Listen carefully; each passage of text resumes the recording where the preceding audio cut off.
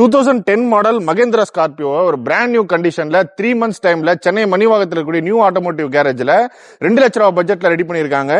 இந்த ஸ்கார்பியோ பாத்தீங்கன்னா ஆல்மோஸ்ட் ஒரு ஸ்கிராப் கண்டிஷன்ல வந்திருந்ததுங்க. கம்ப்ளீட்டா பாடி ஷெல் எல்லாமே போயிட்டு வண்டி ரெடி பண்ண முடியுமான்ற கண்டிஷன்ல தான் வந்திருந்தது.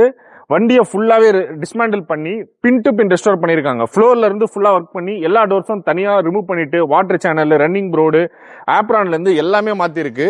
இது எல்லாமே 3 months டைம்ல 2 lakhs பட்ஜெட்ல பண்ணிருக்கு. Tinkering cost, spare cost, painting, labour, இந்த மாதிரி எல்லா எக்ஸ்பென்ஸும் சேர்த்தே பாத்தீங்கன்னா 2 lakhs பட்ஜெட்ல ரெடி பண்ணிருக்காங்க. உங்க ஷாப்ல ரெடி ஆகிற காஸ்ட்ல இந்த வீடியோ நம்ம பார்ப்போம்.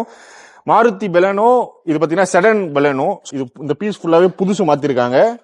இவங்க ஷாப்ல பாத்தீங்கன்னா இந்த ஃப்ரண்ட் விண்ட்ஷீல்ட் எல்லாமே ரிமூவ் பண்ணி எல்லா டோரும் தனித்தனியா எடுத்து இந்த பிளாட்ஃபார்ம்ல இருந்து ஃபுல்லா ஒர்க் பண்ணி கொடுப்பாங்க. இந்த காருக்கு பாத்தீங்கன்னா உங்களுக்கு ஒரு அப்ராக்ஸா ஒரு 90,000 கிட்ட வருது. மாருதி பெலனோக்கு ஃபுல்லா டிங்கரிங் காஸ்ட், பெயிண்டிங் காஸ்ட் எல்லாமே சேர்த்து கொட்டேஷன் கொடுத்துருக்கு. அலாய்ஸ்ல எல்லாமே பெயிண்ட் பண்ணுவாங்க.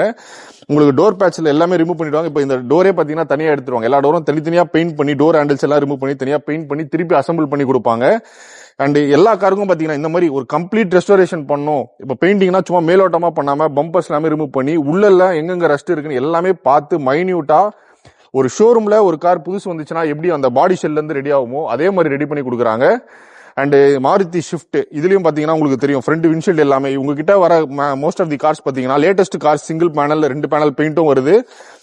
இந்த மாதிரி பாத்தீங்கன்னா ஒரு 10 வருஷம் 15 வருஷம் காரும் வருது.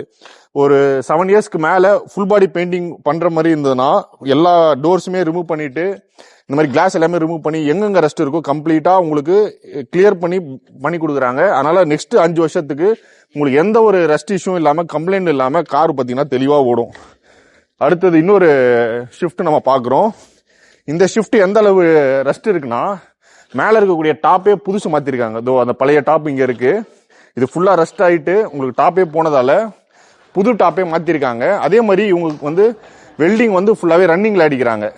அங்கங்க ஒரு டாக்கா மாதிரி வைக்காம பிளாட்ஃபார்ம்ல இருந்து ஒர்க் பண்ணும்போது ஃபுல்லாவே ரன்னிங்ல உங்களுக்கு வெல்டிங் அடிச்சிடறாங்க. அதனால நல்லா ஸ்ட்ராங்கா இருக்கும். இவங்க கிட்ட கார் ரெடி பண்ணீங்க அப்படின்னா அடுத்த 5 வருஷத்துக்கு உங்களுக்கு எந்த ஒரு ரஸ்டும் இருக்காது. பெயிண்டிங் பாத்தீங்கன்னா வாரண்டியோடய கொடுத்துட்டு இருக்காங்க. ஸோ இந்த ஷிஃப்டும் பாத்தீங்கன்னா கம்ப்ளீட்டா ஃபுல்லா ரெடி ஆகுதுங்க. 3 கார் இந்த லைன்ல பார்த்தோமா, 2 ஷிஃப்ட், ஒரு பெலனோ, இன்னொரு ஸ்கார்பியோ அங்க உள்ள ரெடி ஆயிட்டு இருக்கு. அந்த கார் பாத்தீங்கன்னா ஃபேஸ் லிஃப்ட் ஆக போகுது. இப்போ இந்த கார் வந்து ஸ்டாக்கா ரெடி ஆச்சு, இந்த 2010 மாடல்.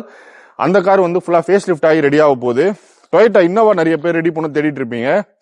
இது வந்து எப்படி இருந்தாலும் 2011, 12 அந்த மாதிரி மாடல் இருக்கும். இந்த காரும் வந்து ஃபுல்லா ரெடி ஆகுது. ஸோ இவங்க கிட்ட நிறைய கார்ஸ் ரெடி ஆயிட்டு இருக்கு. உங்க கார் பாடி ஷாப் நீட் இருக்கு, கம்ப்ளீட் ஒரு ரெஸ்டோரேஷன் மாதிரி பண்ணும். என் ஃபேமிலியில ஒரு 10 இயர்ஸா இருக்கு, 15 இயர்ஸா இருக்கு. இந்த கார் ரொம்ப